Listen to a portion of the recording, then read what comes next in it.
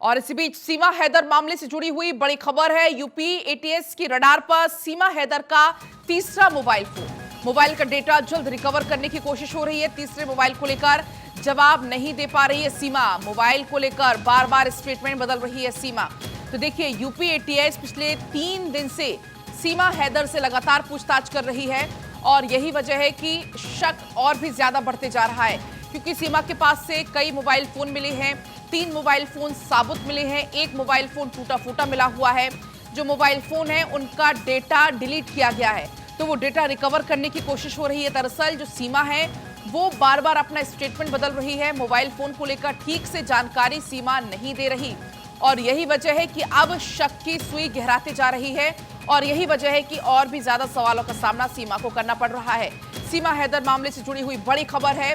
UP ATS के radar पर सीमा हैदर का तीसरा मोबाइल फोन है। मोबाइल का डेटा रिकवर करने की कोशिश लगातार जारी है।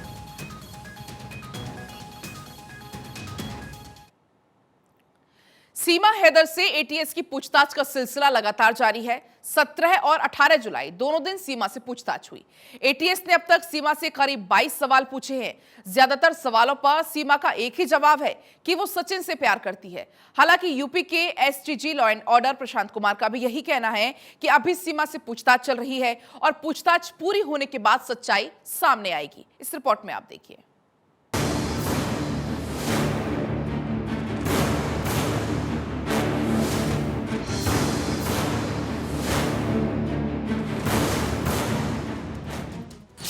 सीमा पर सबसे बड़ा खुलासा देश को चौंका देगा। सीमा जासूस है, एटीएस के पास सबूत है। सीमा नहीं सचिन की दीवानी, वो स्पाई पाकिस्तानी। एफआईआर और हलफनामे में सच्चाई, सीमा कैसे भारत आई। इश्क में सीमा पार, कहां से जुड़े हैं तार। सीमा के खिलाफ एफआईआर की ये कॉपी 4 जुलाई 2023 की है, जिसमें बड़े पैमाने पर इलेक्ट्रॉनिक साक्ष्यों का जिक्र है। यूपी एटीएस के सूत्रों के मुताबिक अगले 2-3 दिन में सीमा को अरेस्ट किया जा सकता है। सीमा के पास से अलग अलग नाम के 2 पासपोर्ट, अलग अलग डेट ऑफ बर्थ वाले डॉक्यूमेंट्स के अलावा एक टूटा फोन मिला है। क्या सीमा कोड वर्ड में बात करती थी?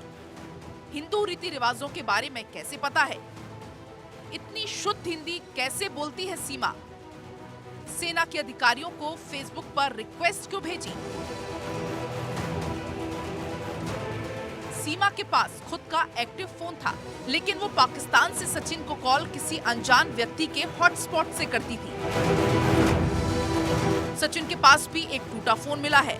18 जुलाई को लगातार दूसरे दिन यूपी एटीएस सीमा सचिन को अपने साथ कथित सेफ हाउस ले गई, जहां पर दोनों से पूछताछ की गई।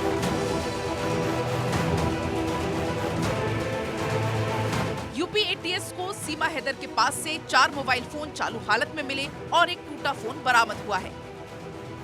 सीमा हैदर के पाकिस्तानी नंबर वाले फोन का डेटा डिलीट किया गया है। इन तीनों फोन का डेटा रिकवर किया जा रहा है। छानबीन में सामने आया है कि सीमा का भाई और चाचा पाकिस्तानी आर्मी में हैं। आईबी से मिले इनपुट के बाद ही यूपी एटीएस एक्टिव हुई और सीमा सचिन से पूछताछ चल रही है। सीमा हैदर ने 17 जुलाई को एटीएस की पूछताछ में कबूल किया था कि वो सचिन के अलावा दूसरे भारतीय मर्दों के संपर्क में भी थी। सीमा ने इन लोगों से भी पबजी गेम खेलते हुए जान पहचान बनाई। जिन लोगों से सीमा ने संपर्क किया था, ज्यादातर वो दिल्ली एनसीआर के थे। सीमा ने जिन लोगों से पबजी के जरिए बात की थी, उन्हें भी ढूंढा जा रहा है। सीमा से एटीएस ने 22 सवाल पूछे हैं। माता पिता, जन्म स्थान, जन्म तिथि, परिवार, भाई बहन के बारे में सवाल। डॉक्यूमेंट के हिसाब से उम्र 21 साल क्यों है? असल में उम्र कितनी है? क्या सीमा का भाई पाकिस्तानी सेना में है? क्या रिश्तेदारों में से दूर दूर तक कोई पाकिस्तानी सेना में है? कुल कितने फोन थे? कितने मोबाइल नंबर थे? कितनी बार नंबर बदले? सचिन से बात करने के लिए किन मोबाइल नंबर्स का इस्तेमाल किया? सीमा ने पाकिस्तान में जमीन बेचने का दावा किया था, वो किस लोकेशन पर थी? जमीन की डील कैसे, किससे और कितने में हुई? सीमा किस मोबाइल से पबजी गेम खेल रही थी? दूसरे नाम से अकाउंट बनाने की वजह क्या थी? सिर्फ 5वीं तक की पढ़ाई करने के बाद भी सीमा टेक्नोलॉजी में इतनी स्मार्ट कैसे? सीमा ने भारत आने के लिए किससे मदद ली थी? भारत में दुबई, नेपाल के जरिए एंट्री का आइडिया किसने दिया? पासपोर्ट, वीजा और दूसरे डॉक्यूमेंट्स बनाने में किसने मदद की थी? सीमा शारजाह में कितने दिन और किसके पास रुकी थी? किस किस से मुलाकात हुई? नेपाल में कहां-कहां रुकी? पाकिस्तान में इस्तेमाल की गई सिम को क्यों तोड़ा?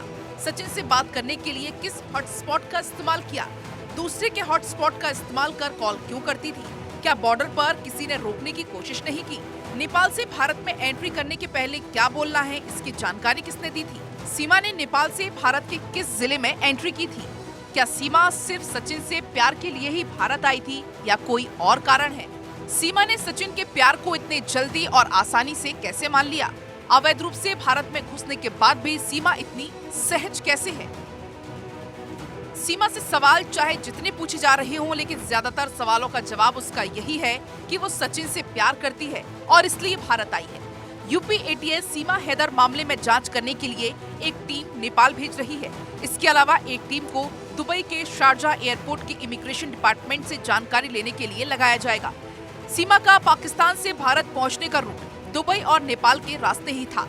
सीमा और उसके बच्चों के पासपोर्ट पर दुबई और नेपाल का स्टैंप लगा हुआ है। इससे साफ है कि इन पासपोर्ट के जरिए सीमा दुबई और नेपाल के अलावा किसी और देश नहीं गई। एटीएस की लगातार पूछताछ के बाद ये साफ हो रहा है कि सीमा की अब कभी भी गिरफ्तारी हो सकती है। ऐसे में सीमा की मुश्किलें बढ़ना तय है। Bureau report, Bharat 24।